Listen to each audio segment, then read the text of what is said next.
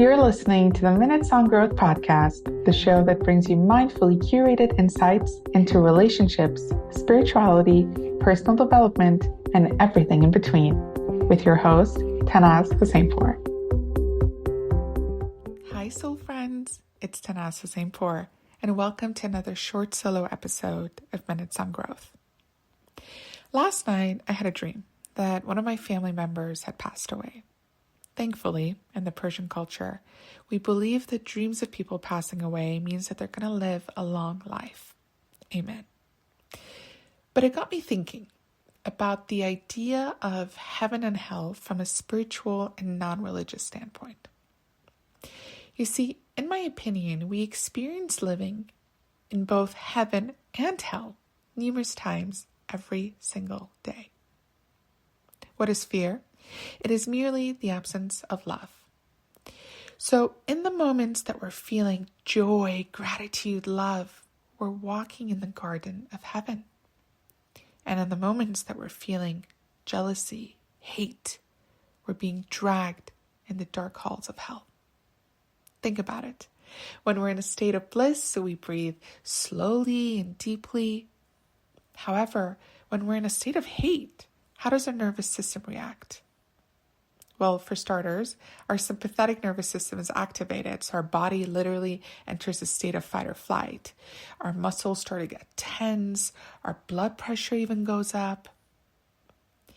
In that moment, from a spiritual standpoint, when the absence of love takes over our mind, body, and soul, we energetically disconnect ourselves from the powerful force of humanity.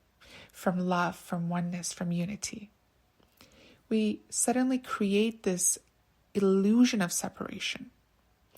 It becomes a story of me versus you, me against the world. A story that can leave us feeling alone, abandoned, unsupported, unloved.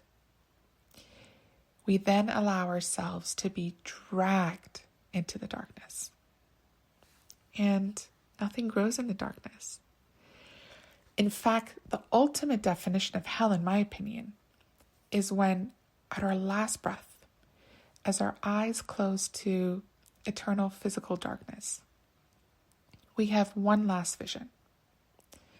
The person we are looks into the eyes of the person we could have been. In that moment, we're filled with regret of not living life fully to the best of our ability, regret of allowing fear and doubt to control the narrative more times than once, regret of not choosing love out of fear of being vulnerable, regret of not pursuing our soul's true desires, regret of unfulfilled potential. And as Dr. Wayne Dyer would say, dying with our music still in us. I know all of this might sound morbid, but the good news is that we live in a super abundant world of free will and opportunities. So with every breath, with every inhale and exhale, we are given a new chance, a new life. We are given a new opportunity to do better, to think better, to be better. We are given the opportunity to choose differently. To choose what serves our highest good, as well as the highest good for all. You see, in every moment, you can choose to look at your body and thank it for allowing you to walk, to talk, to see, to hear, to smell, to touch. Or you can look at your body and judge it very harshly for not being, quote unquote, perfect.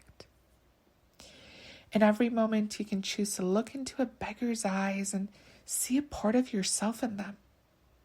Or to look into their eyes and allow your ego to create a sense of separation, an elusive sense of, hey, I'm better than you. In every moment, you can choose to thank the universe, God, Creator, however you'd like to call this higher source, for all the blessings in your life. Or you can choose to criticize and fixate on what is missing and lacking in your life. And every moment you can choose to look at your challenges as opportunities for growth and redirection. Or you can label yourself as unworthy of an abundant life or even unlucky. And every moment you can choose to take inspired actions towards your dreams and your desires. Or you can just give up and declare yourself a victim of your past circumstances. And every moment you can choose to entertain thoughts that lift your soul, or choose to allow your inner critic to fill your mind with limiting thoughts and doubt and fear and uncertainty. And every moment you can choose to suppress your past unresolved trauma and allow it to impact your present moment and keep showing up in your movie.